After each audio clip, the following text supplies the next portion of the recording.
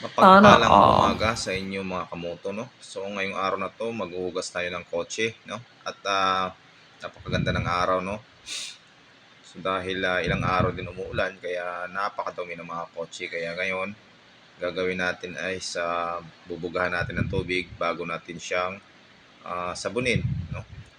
At syempre, yung ilalim din ng mga gulong dahil nandun yung mga putik, no, at tumatalsik ng mga buhangin. So bago natin siya lagyan ng sabon, siguraduhin muna natin na matanggal yung mga bubuhangin at yung mga likabok para hindi magagasgas yung mga pintura ng mga sasakyan, no, at hindi magkakaroon ng scratch.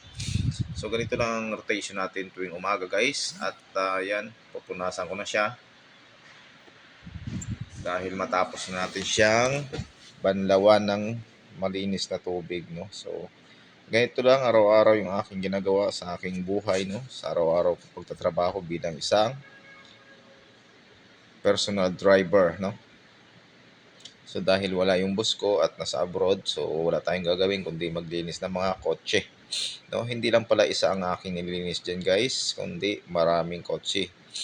So ayan, tapos na ko na nga siyang linisan dahil meron pa tayong kasunod na lilinisan na kotse. Papasok natin siya sa garahe. At syempre, isusunod natin yung bench, no? Dahil ayan,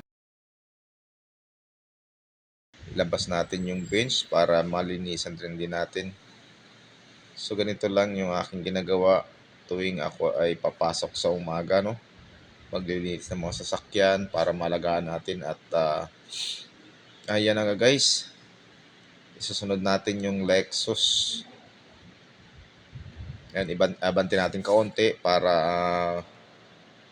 komportable yung ating paghuhugas dahil magkadikit sila ng Land Cruiser, no? So ayan, inatras ko siya para medyo malayo. At yan na nga, guys.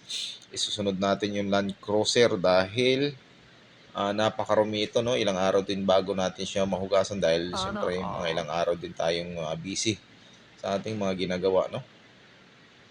Ayan mga kasundo. So ito lang yung buhay natin, no? Sa araw ay personal